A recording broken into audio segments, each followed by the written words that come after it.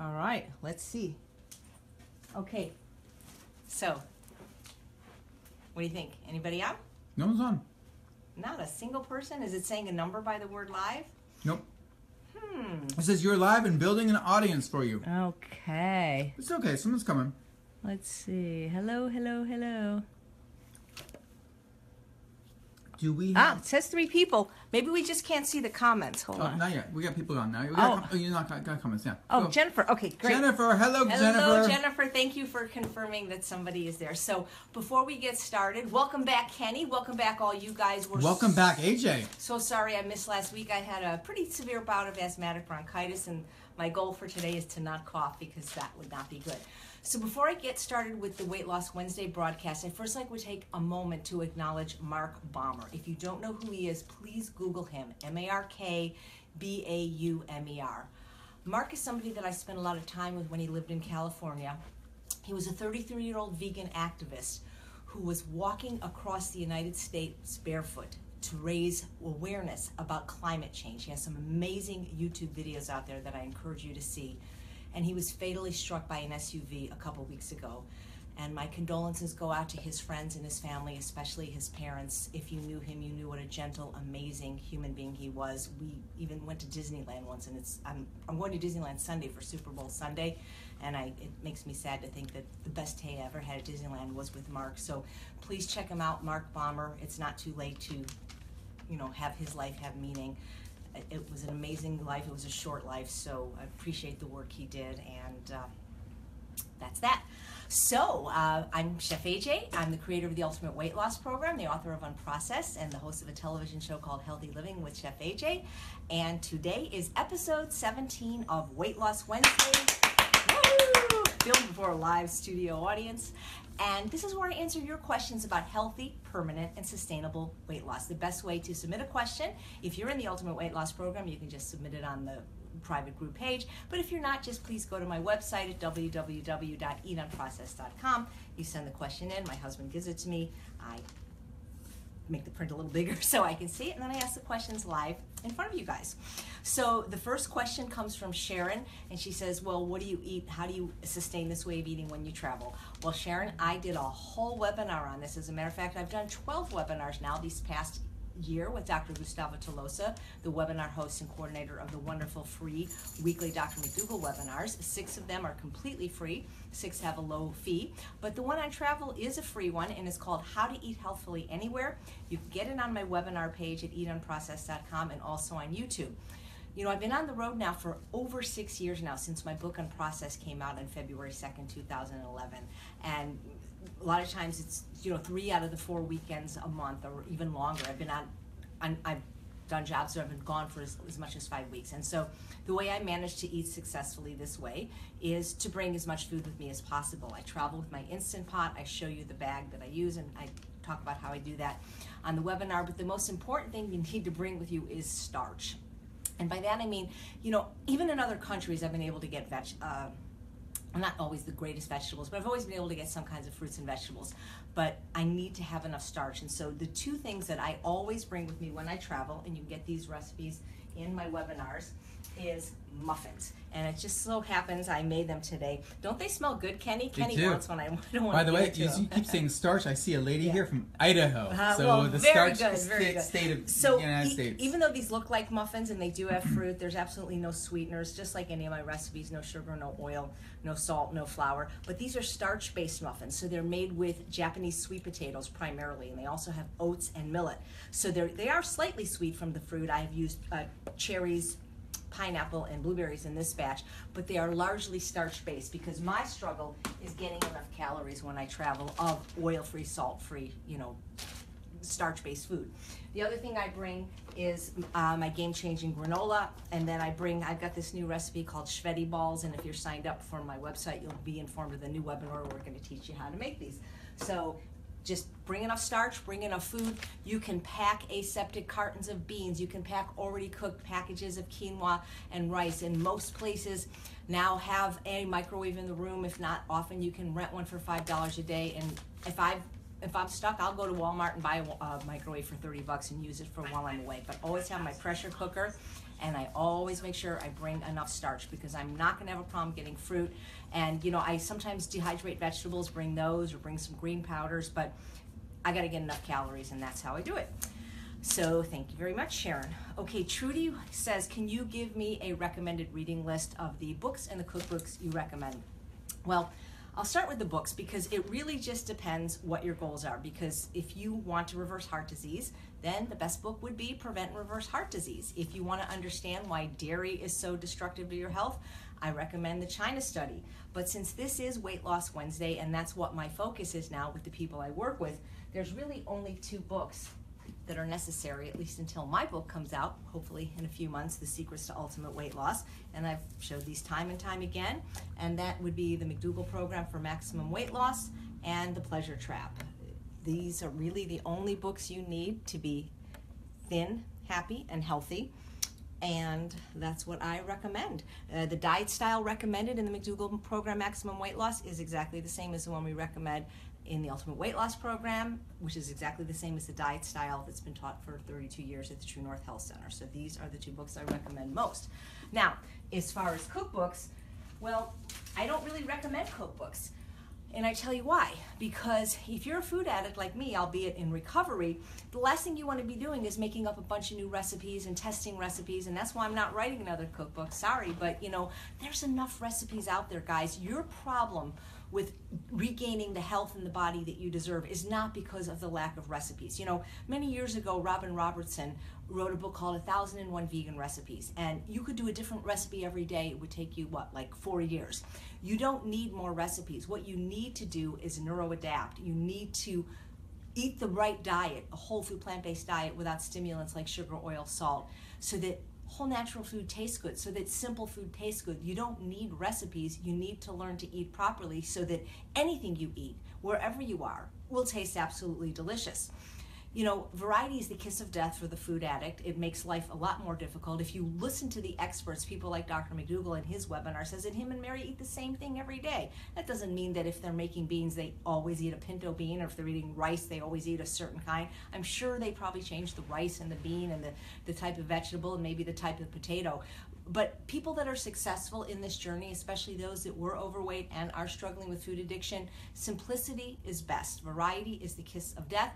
It perpetuates overeating. You know, there's a notion called a sensory-specific satiety that I talk about with Dr. Barbara Rolls on my podcast. She's the author of Volumetrics. So I don't think the reason you're struggling is because of the lack of delicious recipes. And even if you're a person that needs variety, change the variety within the food dish. There's 18,000 different kinds of beans and legumes and thousands of kinds of whole grains and fruits and vegetables. I mean, if you know, there's 3 recipe books that I do recommend. I've gotten rid of all my cookbooks. I don't use cookbooks anymore. And even if you know, you can get everything on the internet now. You can get almost all these recipes anyway, or at least variations of them. So the only books that I can actually recommend are ones that are in line with my way of eating, which are SOS-free, sugar-free, oil-free, salt-free. So the first I'll recommend is Unprocessed. There's over 100 recipes in here. Now, true, some of them are high in fat, so they don't jive with the Ultimate Weight Loss program, but still great recipes for people transitioning to a plant-based diet, for kids, for people that aren't food addicts that are at their ideal weight. Over half the recipes, though, are perfectly UWL compliant, so I recommend Unprocessed. And even not for the recipes, but for my story, especially if you're not familiar with it. Great story. Thank you, thank you. The other book I recommend is from my friend Chef Ramses Bravo, the executive chef at True North Health, because yes, it is SOS-free. There's some great recipes in there. And the newest book that I would recommend is from Kathy Fisher, Straight Up Food. She is amazing. She's going to be presenting at the Healthy Taste of Sacramento in a couple weeks, as is Ramses Bravo, and is Dr. Mcdougal, and is Dr. Lyle, and is Dr. Davis, and is Dr. Rosanne Alviera, and is Dr. Craig Mcdougal. We are sold out. So if you want to see this, the only way you can do it is if you buy the live stream, which if you're not on my website, you won't get the email that tells you how to do that. So SOS-free. So those would be the only 3 books that I would recommend. I've donated all my other cookbooks to the public library. The only exception I would recommend is if you really, really can't figure out how to use your Instant Pot electric pressure cooker, then buy a pressure cooking cookbook. It doesn't matter which one you buy, really, because the truth is any recipe can be converted to a pressure cooking recipe. I've talked about this in some of my previous webinars. There are 4 vegan pressure cooking cookbooks that I know about. There might be more, but there is one from Jill Nussenow, one by J.L. Fields, one by Lorna Sass. Actually, that one won a James Beard Award, which is very prestigious. I think it's the only vegan cookbook to have done that, and one by Jill McKeever. So that's how I feel about cookbooks. Get rid of them, especially if you're struggling with your weight and food addiction. Just eat food. All right, so anybody have any questions, Kenny, or should I move on? Well, someone was saying about the Pleasure Trap as being a good book to learn from as well. As a matter of fact, if you live in LA and you're in my Ultimate Weight Loss program, we're going to be doing a book club, a live book club based on that book. That's how good it is, and I've read it every year probably since I've heard about it. It's a great book. Oh, I forgot. Sharon also said, are there any podcasts I recommend? Yes, Dr. Doug Lyle has one. It's called Beating Your Genes, and there's 50 episodes up now. It airs live Wednesday nights at 8:30, and that is my favorite one, and I totally recommend that. Dr. Howard Jacobson also has a wonderful one called Plant Yourself, which I've listened to a few episodes. And Karen asks, where is the place we can go look at these reruns of your videos right now? Well, you know, if you just subscribe to my Chef AJ YouTube page, lots of my videos are there, and a lot of my previous teleclasses, almost all of them are there. And if you go to my website, eatunprocessed.com, there's a webinar page. There's, like I said, 12 webinars, 6 completely free, 6 have a low fee. And if you Google Chef and the Dietitian, you can see me when I was much heavier, and there's probably 65 recipe tutorials there. And if you just Google Healthy Living with Chef AJ, there's 13 episodes of my television show.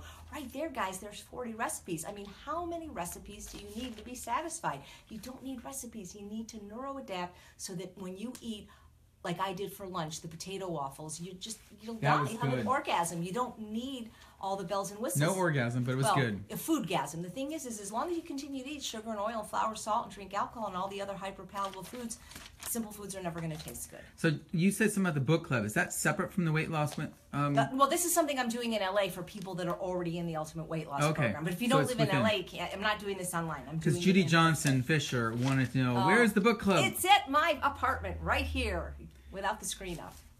All right, so Carrie says, since moving to a whole food plant-based diet, I've actually lost a little too much weight. Any advice for gaining 5 to 10 pounds in a healthy way? So you lost too much weight for who? And are you sure? And the reason I say this, because I obviously am not seeing you, is that we develop our view world of what is normal by those around us. And right now, more than 75% of us are overweight, and more than half of them are obese. So if you're in the 25% of people who are thin or normal weight, you are considered abnormal. So I am considered too thin by many people.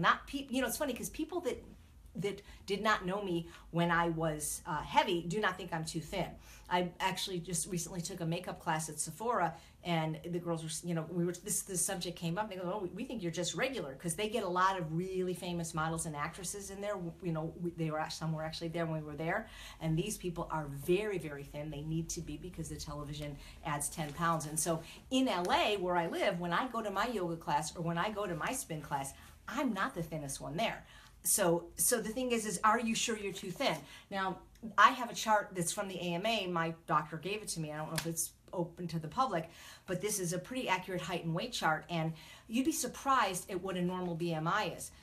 There's a big range, and what's interesting is because we're doing a live Ultimate Weight Loss program right now, and so we weigh the people. We don't recommend weighing yourself in general, or if you do, once a month at most, but because people like these markers, we weigh them at the beginning, we weigh them at the end. And what's interesting is people now that are overweight actually think they're normal weight, and people that are obese think they're maybe just overweight, and people that are morbidly obese think they're maybe just obese. And what's interesting is all these people pretty much fall into the obese category, almost all of them, yet I bet if you ask them, they would think they're just a little bit overweight. And so my question is are you truly 5 to 10 pounds underweight?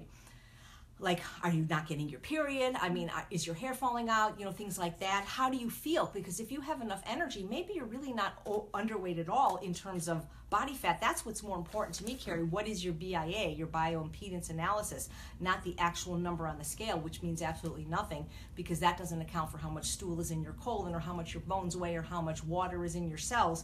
what is your percentage of body fat? And if you really do need to gain weight, I'm so focused on weight loss. What about working out? Are you working out? Why not try to build muscle? So if you want to gain 5 to 10 pounds, why not do it in the gym instead of the kitchen? So, the advice on how anybody gains weight is do the exact opposite of what I'm telling you to do. Follow the principles of calorie density in the other way. Eat the most calorically dilute. See, again, I'm so focused on weight loss, I can't even answer this question on how to gain weight. Eat the most calorically dense foods. So, for example, I still don't recommend ever eating processed food or oils, ever, ever, ever. But there's a group of foods, the whole food plant fats, avocados, nuts, and seeds. So you can be including these on a more liberal basis: avocado, guacamole, putting them in your salads, making dressings out of them. You can be using things like ground sesame seeds or tahini in your hummus instead of making it completely fat-free, making dressings with these. I don't necessarily recommend free feeding on nuts and seeds unless it's something you can do in, controlling yourself. But that's one way to gain weight, is to eat more calorically dense foods, or just eat more food and eat the more calorically dense starches like the legumes and like the grains, as opposed to the fruits and vegetables. So I hope that helps. And she has a second question. How did your husband finally embrace a plant-based diet himself? My husband still likes to eat meat a few times a week and doesn't think there's anything wrong with having it at this frequency. His parents are relatively, in quotes, healthy compared with the standard American, which of course isn't saying much. So he thinks he has good genes and shouldn't worry. I've shown him Cowspiracy and Fed Up.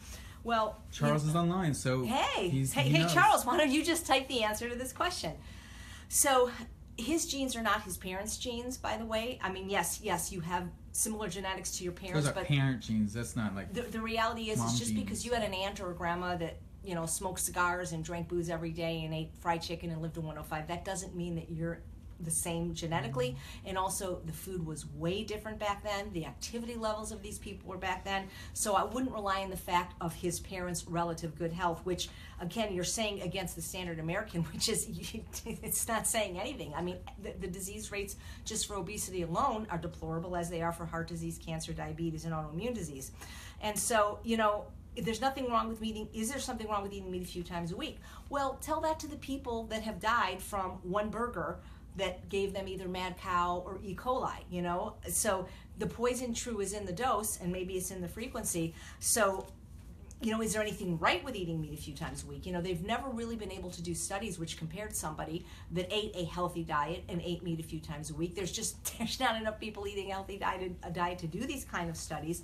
But I wouldn't really rely on your genes for this, because realize that your genetics loads the gun. It's your diet and lifestyle that pull the trigger. And if you're eating meat, every time you eat meat or drink alcohol, you're putting yourself at risk. Everything in life has a risk benefit ratio. I was recently very sick, and I went back and forth. Do I take the antibiotic? Do I not take the antibiotic? The thing is I just interviewed a pharmaceutical rep, or a former pharmaceutical rep, and I can't remember if she said it was the 6th leading cause of death or the 3rd leading cause of death. Taking medicines that are prescribed for you. Do you want to take that risk of eating meat? You can. Anything wrong with it? Well, yeah, I think there's a lot wrong with it, because you're basically contributing to the torture and the death of a sentient being, number one. You're contributing to environmental destruction, number two. And if you care about your health, you're not really doing a favor for your heart or your arteries. So not anything wrong with it. I mean, as opposed to what? As opposed to, killing a puppy? I don't know, So to me, there's something terribly wrong with eating meat or eating animals from both the ethical, moral, spiritual, environmental, and health standard. So, Cowspiracy, Fed Up, what about forks over knives? Have you showed him forks over knives? Have you showed him earthlings? You can't get anybody to change. It's hard enough to change ourselves. And you know what they say, nobody likes change except for a wet baby. And most people will not change until the cost of changing actually becomes less painful than the cost of staying the same. And if he doesn't think there's anything wrong with his behavior, then I'm not going to be able to convince him. And hi, Kenny. I'm going to go back to this question because you look like you're going to... Well, no, Sharon just raised her hand and Sharon said... McRae? Yes. Hey, she Sharon. Says she wants you to address the alcohol consumption with regard to weight loss for someone trying to cut out SOS for pre-diabetics and overall. Yeah. So that's a great question, Sharon. I'm going to just finish with Carrie's question about how did I get my husband to do it? And then I'm going to answer alcohol, because I'm on the same page as you, Sharon. I mean, you couldn't get anybody that are more two peas in a pod, except she's a much kinder, gentler version of me as far as we agree on what the best diet is. But Carrie, the way I got my husband to do it is we met 25 years ago. I had already been vegan for 25 years, and on the first date, I basically said to him, I can't believe I did this, but I just said, if we get married and have kids, they're vegan, the wedding's vegan. If you want to, kill yourself eating dead, decaying, toxic, carcinogenic animal flesh, that's something that you can do on your own, but I'm not going to participate it in any way. I'm not going to pay for it. I'm not going to cook it, and it's not going to be in the house. And, for a while, luckily I'm a good cook, and so he didn't have a problem at home. For a while, if we went out to a restaurant, he might order some seafood or something, and as luck would have it, he developed high cholesterol even though he wasn't overweight, and so that helped. He also developed GERD, gastroesophageal reflux disease, for which he had to have endoscopies and take medication, and nothing helped, and we had to put the bed up like this, and we were sliding out of bed, and all these things corrected when we went oil-free, whole food, plant-based, as just about almost all diseases will either improve or completely, get better. But what really did it for my husband is the same thing that did it for my sister. Is in 2001, we attended a conference called the Healthy Lifestyle Expo, put on by the fabulous Jeff and Sabrina Nelson of VegSource.com. I had the privilege of speaking there for the first time last fall. If you haven't gone, go this year. It's a fabulous conference. They really started all the conferences, as far as I know, at least in Southern California. And Dr. John Mcdougal spoke, and the next meal, my sister and my husband went vegan. So what I would do is take your husband somewhere, where he can be given this information by reliable sources. Take him to a Mcdougal 10-day program. Take him to True North Health. Take him somewhere.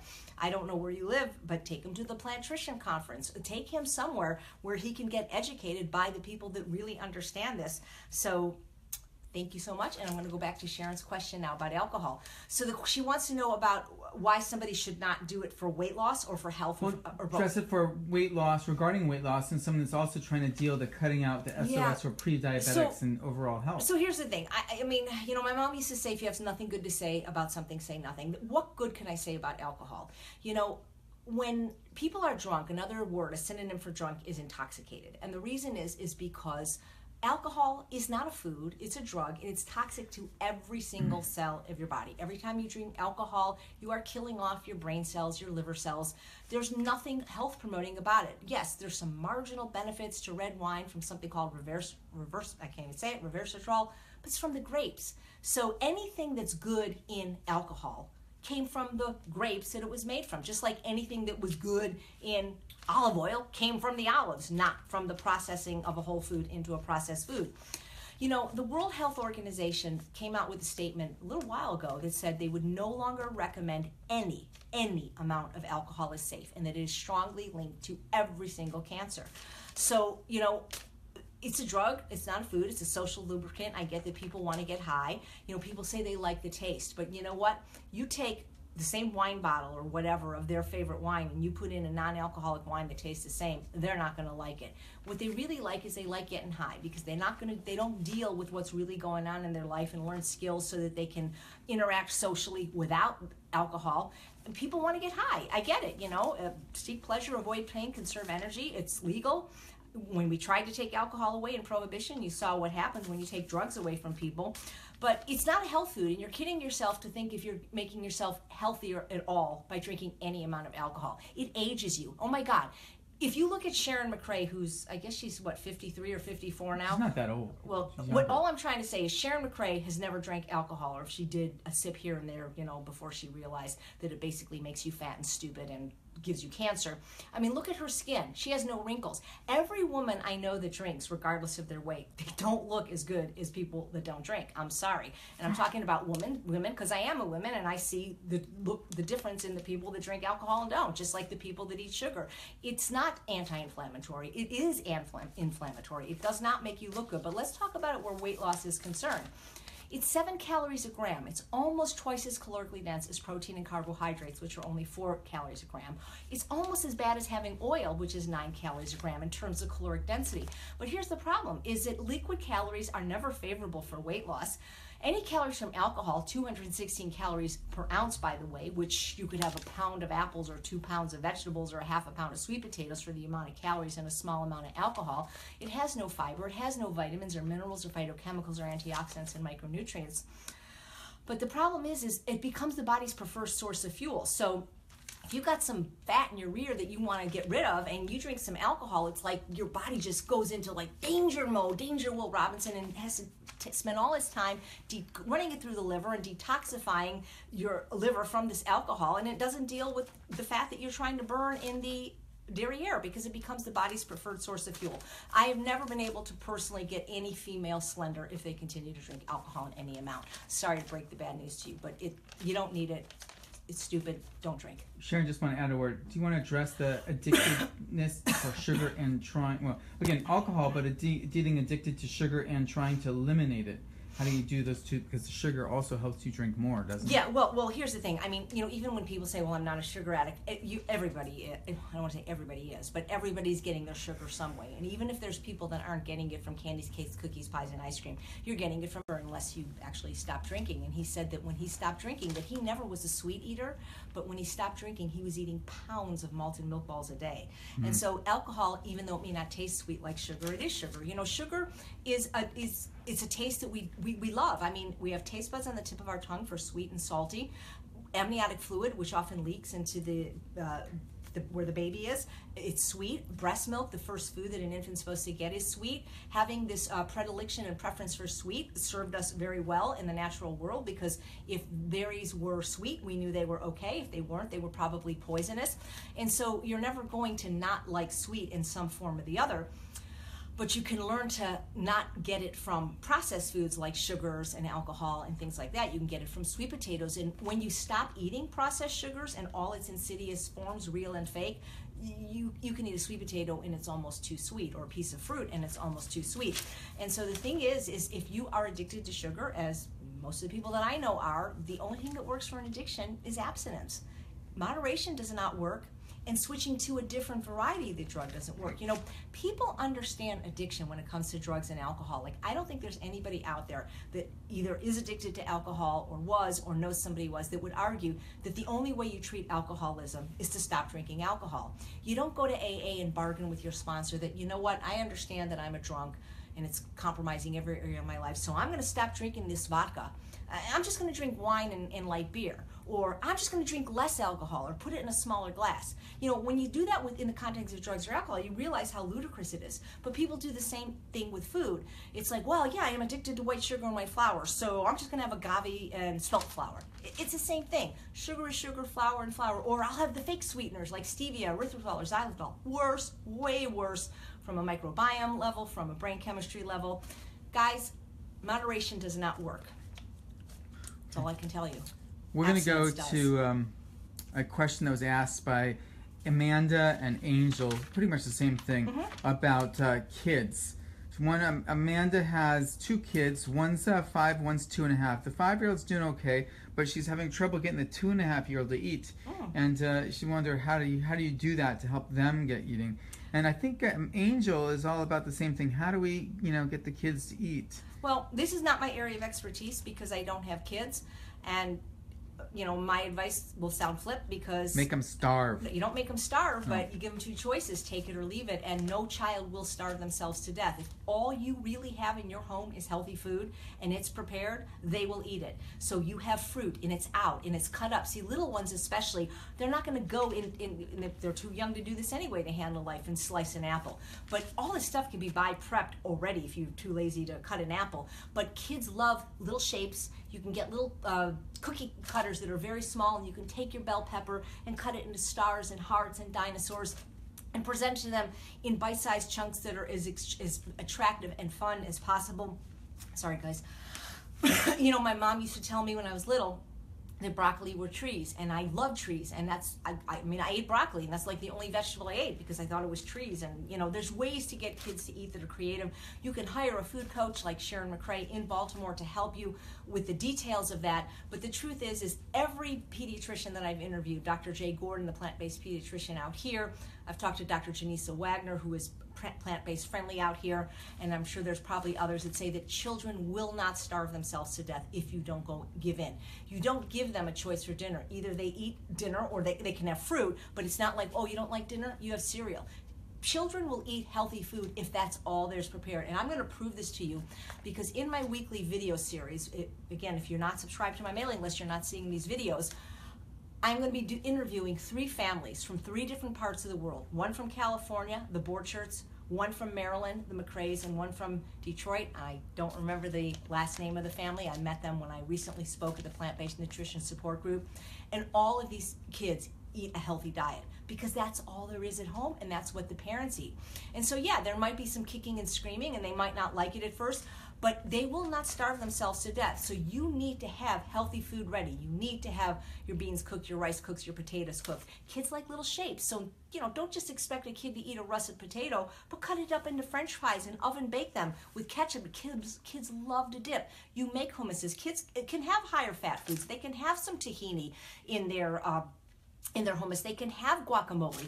They love dipping. Have the healthy food available because the truth is if it's available, they'll eat it. The only reason kids won't eat healthy food is because you mess them up by giving them unhealthy food like dairy or processed foods like sugar way too early. So my advice to you is you have to tough it up at the beginning, but the rewards are worth it because if you don't believe me, read a book called Disease Proof Your Child by Dr. Joel Fuhrman, and he talks about how what a child eats the first 10 years of life sets them up from all the cancers that they may get as an adult. So take this seriously, get help if you need to, but if you feed your kids only healthy food, they will eat healthy food, and there's too many kids right now that are eating healthy food for me to believe that your kid is unique and special and a picky eater.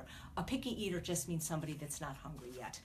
All right, so Betty Lynn wants to know if the Acacia in Heather's Tummy Tamer works the same as psyllium husk powder in Metamucil, or is it different? Is it prebiotic? So Betty Lynn, I don't know, but as luck would have it, I am interviewing her today, and when that video comes out, you'll have the answer. But what I can tell you is, as far as from a taste standpoint, it is so much better than Metamucil. Metamucil, in my opinion, is disgusting. It's thick, it's chalky, it tastes terrible, it's hard to drink. Heather's Tummy Fiber is invisible, it has no scent, it has no taste, and it dissolves in anything, liquids. I put it in my pot liquor in the morning. You can put it in anything. There's no taste, smell, or texture to it. So from that standpoint, I prefer it. It's quite affordable. It's like $14 for, I don't know, a bag that lasts me months and months on Amazon. But we'll find out more from Heather, and I will ask her that question, whether or not it is prebiotic. All right, so Kim wants to know, I'm struggling with salad dressings, recovered bottle ranch fan here. I just don't like vinegar dressings. I don't do soy or tofu. Got any help for me? So, you get the best dressing, so let's go out. Well, I gotta say that I'm gonna pat myself on the back for this one. I developed the best dressing I've ever developed yet. And I keep coming up with names like House Dressing 2.0, and this one I call Barefoot Dressing. And the reason is because everybody that's tasted it has knocked their socks off. And I tested on regular people, and we just introduced it to the Live Ultimate Weight Loss Program where they come every week for dinner. And I put out all the different delicious vinegars, which I love, and this is the dressing that everybody except 1 out of 22 people has chosen to eat.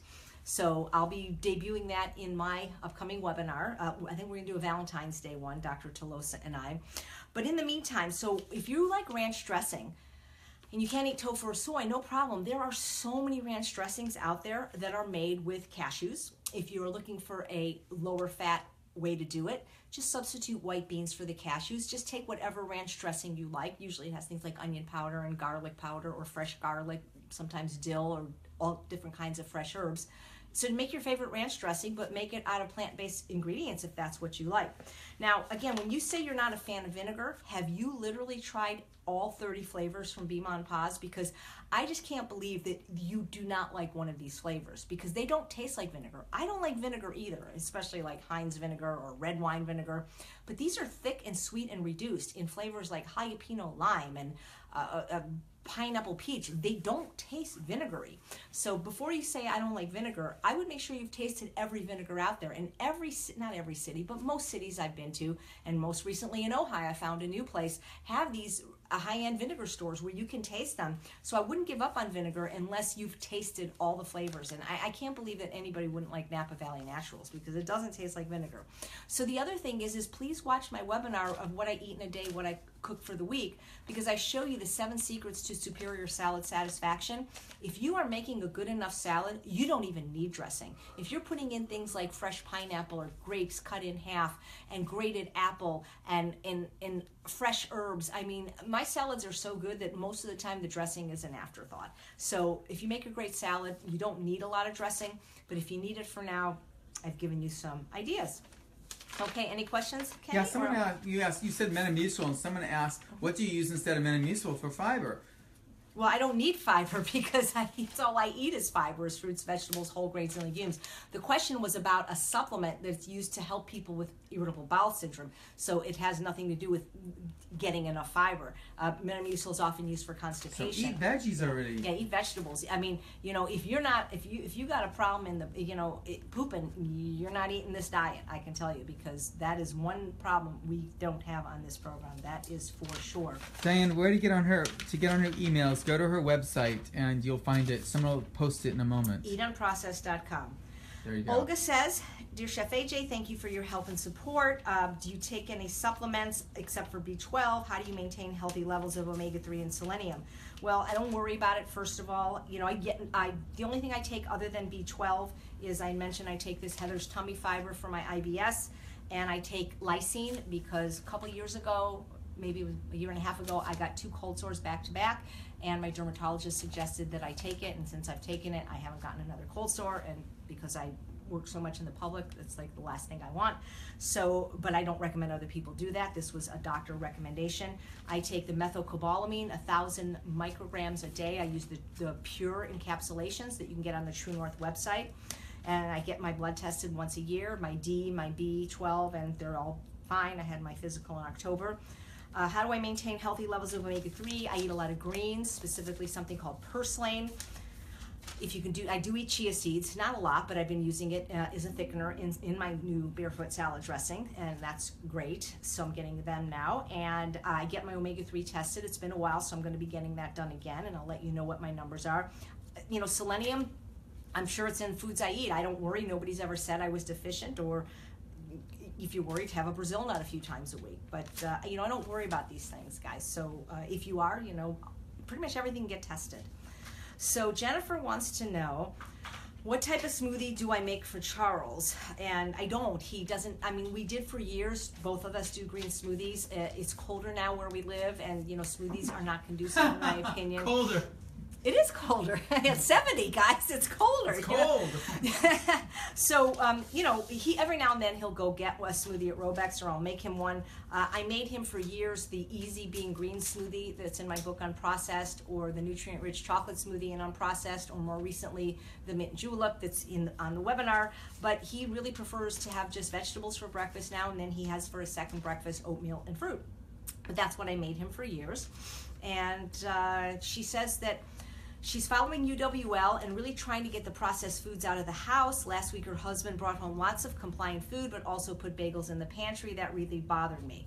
Well, that would bother me too, because it's sabotaging you. I mean, have you discussed with him that sugar and flour to you is the same as drugs and alcohol to somebody else? It's disrespectful, and it needs to stop. And if he needs to have bagels, he can eat them outside of the house, or he can get a dark locked food safe to keep his bagels in, and it should bother you. And if you give me his cell phone number, I'll call him literally on air right now if you're watching, and tell him to please stop doing that.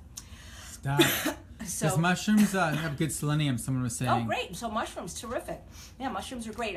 You do want to cook them to definitely cook mushrooms. You know, they say to eat them cooked and not raw. So Jennifer also says she has a 14-year-old active slim son. He wants to stick with UWL just for health reasons. He wants to avoid processed vegan food and bread since he keeps overhearing me play your videos. Poor kid. However, the kid eats so much and often comes back asking for something else. Used to just say eat a bagel with peanut butter, but I can't do that anymore. So far, I just tell him to eat more starch. He can't have tree nuts, doesn't like avocados or sesame. So with these fat limitations, the only thing that I can think of is pumpkin seeds, sunflower seeds. These can be put on a salad. These can be made into nut butters. You can make dressings out of these. These are calorically dense if he needs more calories that way, or eating more food, particularly the more calorically dense foods like the legumes, the lentils, those kind of things that are a little higher in calorie density, or just eating more. I mean, unless he is truly underweight and doesn't have enough energy, again, just like the question we had earlier, people, anytime we see a thin person now, we think they have to be sick or a heroin addict because there are so few left. So I'd love to see his picture, but also how does he feel? Does he feel like he's underweight? Does he work out? Let's start building some of this muscle, guys, in the gym instead of trying to think that we need to actually put more fat on your body. But he has to eat more food, either in terms of calories, more starch, or he'll have to eat some of the higher plant fat foods that he does like and isn't allergic to. And sunflower seed butter tastes exactly like peanut butter, which the reason I know this is because people have told me that when they have kids, most schools are peanut free now. And so what people do is they use sunflower seed butter because it tastes so much like peanut butter, especially if it's roasted. But give me your husband's cell phone numbers because I'm going to have a talk with him about his bagels. All right. The only good thing about the bagel is the whole. That's the only part that you should be eating. Is Eat the whole bagel. All right. So, the whole. Michelle, you talk about the importance of sleep, balancing work with self-care and family time. What time do you go to bed, and how do you do all that you do and still find time for your family and take care of yourself through clean eating, exercise, and meditating? I'm constantly amazed that you're able to do all that, and you look so wonderful. Well, thanks. So I try to go to bed at 10. It doesn't always happen. I sometimes stay up till 10:30 or 11, but the thing is all the technology has to be shut off way before, hours before you go to bed. One of the reasons people can't sleep is because this artificial life and this light and the stimulation. Our ancestors, it got dark at whatever time the sun went down, and they went into a cave for 12 hours because if they didn't, they would get eaten by a predator. And now, you could stay up all night with all these artificial lights and technology. So there's no technology in the bedroom. There's no television in the bedroom. There is an alarm clock, but I keep it on the floor so that the light doesn't bother me. And so I try to go to bed by 10, but more realistically, I don't usually fall asleep till 10:30 or 11. I wake up pretty much, I do set my alarm, but I almost always wake up at 6:30 anyway. And I make taking care of myself a priority. I didn't always, and that's how I became almost 200 pounds with the beginning of cancer. It's easier for me now because my parents are dead. I don't have to take care of anybody anymore except for myself and my husband and Bailey, and I don't have children. And so I understand those of you that are in the sandwich generation where you've got to take care of both sides. That's very difficult. I see that in a lot of my friends, and I see how stressed they are. But even so, they always say on the airplane that if we experience a drop in cabin pressure, oxygen mask will drop, and that if you have a small child, you need to breathe first and then breathe your child. Or on Southwest, they'll say if you have 2 children, the one you like better first, which I think is hilarious. But the reality is you can't give from an empty cup, and you can't take care of anybody unless you take care of yourself. And I see so many women, running themselves ragged, and many of them getting diseases like cancer or wearing themselves down from taking care of everybody but themselves. Your health has to be your number one priority. And I learned so humbling this week, because I'm still recovering, is that without your health you have nothing. You have nothing. It doesn't matter how good looking you are, how rich you are, how many friends you have. Without your health, you have nothing. And you have to make your health your number one priority. And so now everything I do to maintain my health is a habit. But, when I go to spin class, it's just, I go. It's Tuesday, Thursday, Saturday. There's no exceptions. Obviously, when I was sick and asthmatic, I didn't go. But it just is the way it is. Just like as if I were to have a doctor's appointment or a meeting with a client, I don't break those commitments, ever, for any reason. I won't say for any reason. I mean, if I had to go to a funeral or something, but you know what I'm trying to say, for the most part. So I'm committed to my health and taking care of myself. And the thing is the more you do it, the easier it becomes, because these become habits and these become automatic habits. So eating clean is the easiest thing now because it's been 5 years, and since I've neuro-adapted to the taste of whole natural food, I don't care what I eat. As long as it's a fruit, vegetable, whole grain, or legume and doesn't have sugar, oil, flour, salt, I'll eat anything. I'm not picky anymore. I used to be very, very picky.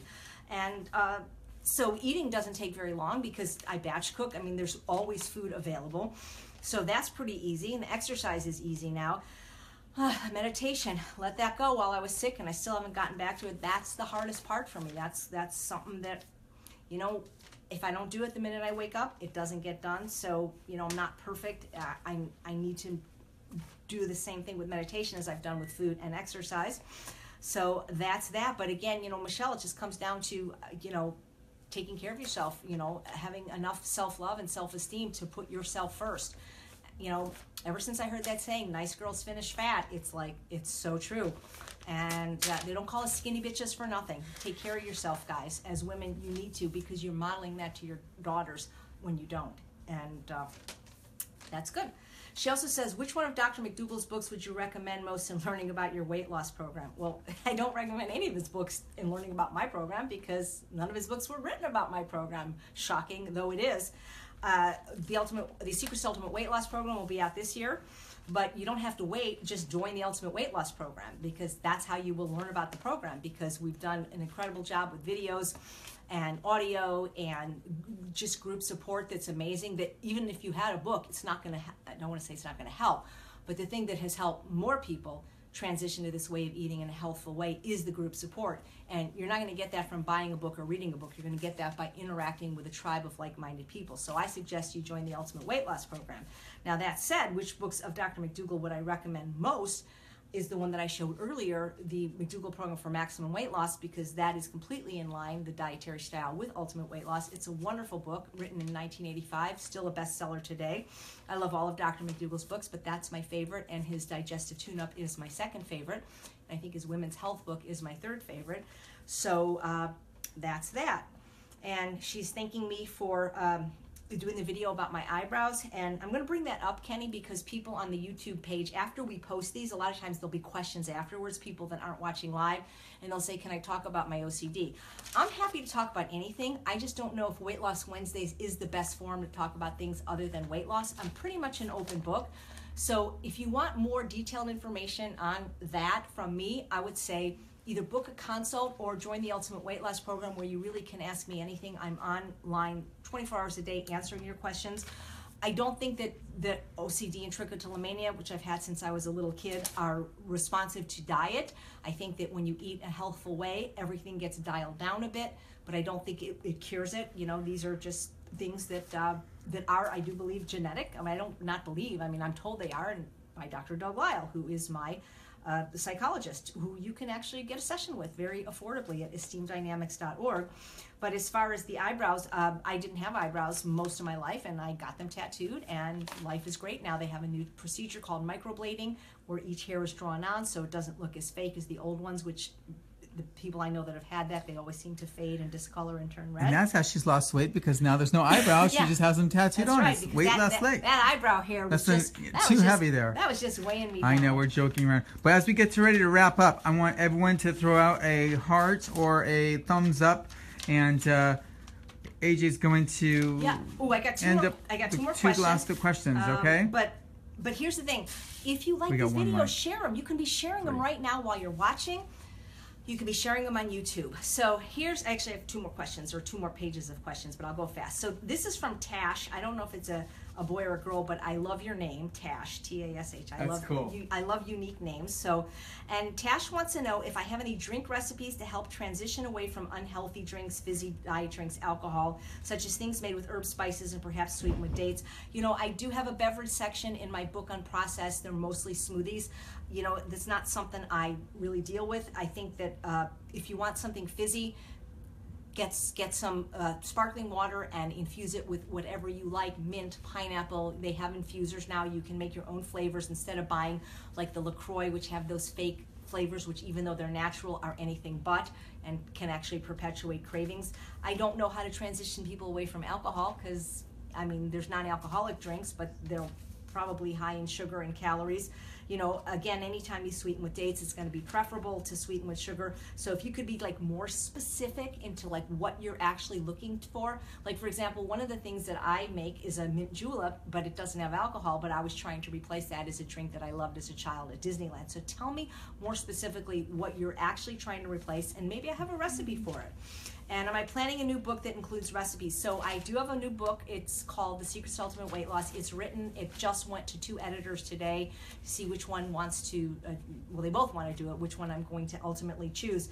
There are probably going to be some recipes in the book, but as I mentioned at the beginning when I answered the cookbook question, I'm done writing recipes, guys. I don't want to be spending my time and energy in creating recipes. There's enough out there. You guys need to learn to eat the food. When the food tastes good, you don't need recipes because you're just as happy with a big old sweet potato stuffed with beans and corn. You don't need, recipes. You don't need seasonings because you're not using salt, so food, you can actually taste it.